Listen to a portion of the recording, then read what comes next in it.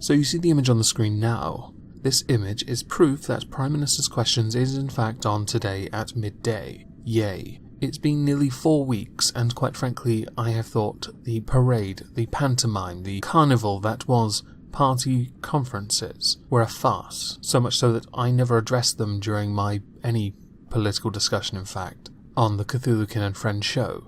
But as Prime Minister's Questions is in fact on today, later on tonight, 9:30 PM GMT, I will do a response to it. Link in the description, and I will of course, nearer the time, link it on the community page of this channel. So now that I've gotten that out of the way, and I'm glad that it's on, because honestly I feel really bad that I kept on saying, oh, join me on Wednesday for Prime Minister's Questions, and it's not on. Yeah, sorry about that.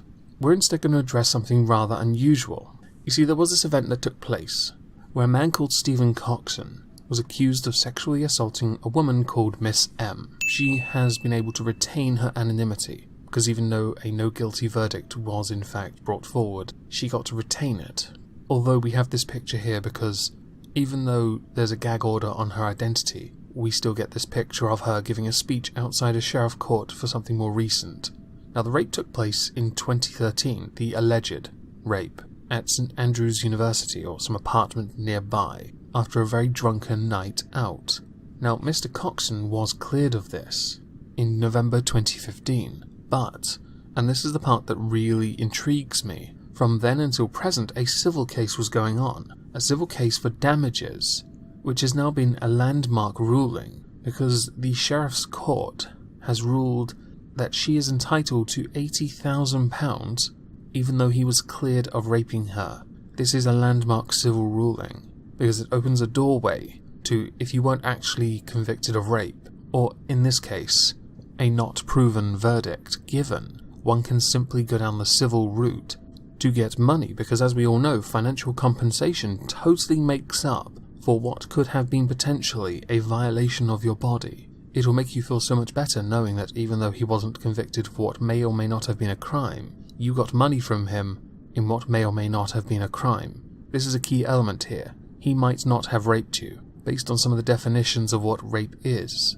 I'm starting to believe when drunk, or inebriated in any way whatsoever, intoxicated, 0.001 on a breathalyzer, I think at that point, nobody should have sex, because I think we're now going to the point where David Sharat might be right.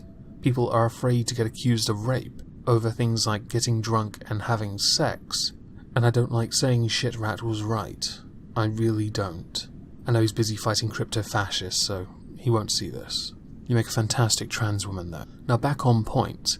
This not proven verdict, and then still awarding her compensation for a not proven verdict, means that people are in danger of being charged extortionate amounts of money for a crime that could not be proven happened. And that's a problem. If I was this man, I wouldn't pay it. I'd take the inevitable prison sentence. I'd appeal the living fuck out of this, because Scotland has got this wrong. If you cannot prove something, you don't reward the person making the claim for it. This opens up a doorway where many other people are going to come forward, and they're going to fleece people on a not proven verdict. I'm not saying this man is innocent. I'm saying you failed, the prosecutors especially, failed to properly get evidence and actually prove this man raped her. So I'm not for 1 second saying this man's innocent, because I cannot prove his innocence. I know, from what we have ascertained from statements given, that they both had drunk sex, with Mr. Stephen Coxon taking the position of it was consensual, and Miss M, the anonymous dumpy chick here, saying otherwise.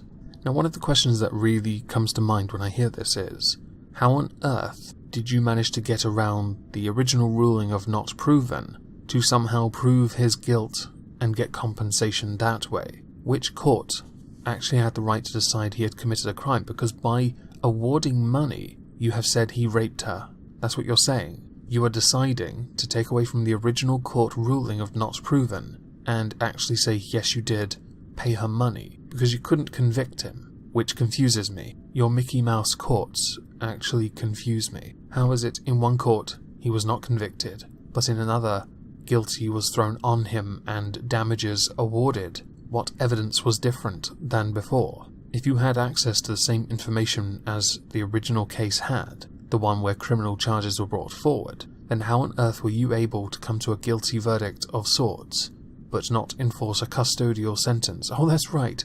Sheriff Court. Oh, I can't believe they exist in your country. Sheriff. It sounds so American. Perhaps if you called it Rabsy Nesbitt Court, I'd believe it a bit more, or treat it with a tad more respect.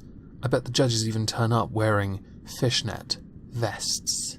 Another question that has actually cropped up is, now that you, the Sheriff's County Court, have ruled that he raped her, and he has to pay damages, does he then go back to the original court, have that overturned, and go to prison? And does he also sign the sex offenders register? Because by your definitions, he has committed a sex offence. So simply compensating the, quotes, victim seems a bit redundant and confusing at the same time. I'm also curious as to what powers you have over the original court. And this, by the way, is something raised in a personal injury court. I don't understand how a sex offence gets to a personal injury court.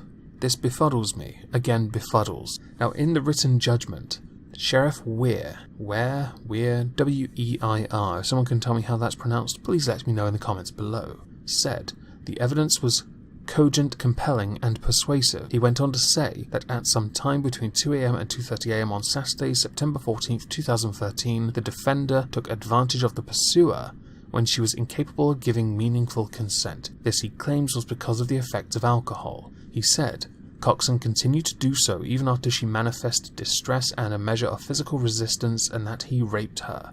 Accordingly, I shall grant decree against the defender in the agreed sum of 80 grand, with judicial interest to run from September 21st, 2018 until payment.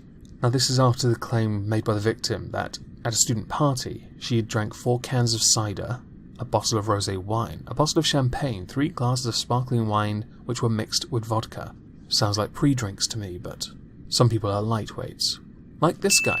So fain, soy fain, so plain, lightweight. You wait till next year. I will drink you under the table, so fain. I will say now, after seeing all those drinks in front of me, in writing, that is a lot to consume for anyone realistically, and that maybe 2 people having wild sex while being intoxicated like fuck beyond belief. It's understandable that consent cannot meaningfully be given. I agree. However, since there were 2 people who were inebriated in this, I'm not convinced guilt should be laid upon either. It sounds like drunk sex, and I know far too many people who have done that, who are far less inclined to go, you know what, I'm a victim, pay me, because as far as they're concerned, it's drunk sex. It's just a miracle that he managed to maintain his erection when drunk. I actually have a university housemate, and I hope he hears this. He brought a girl back and started having sex with her. We could all hear it, followed by, about 5 minutes in,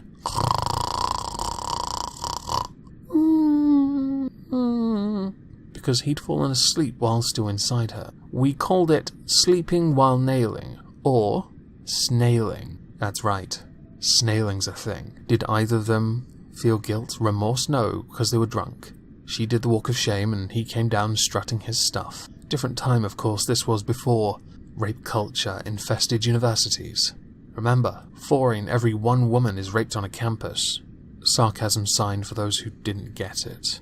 Anyway, as far as I'm concerned, as a not proven verdict was given in the original case, this should never have happened.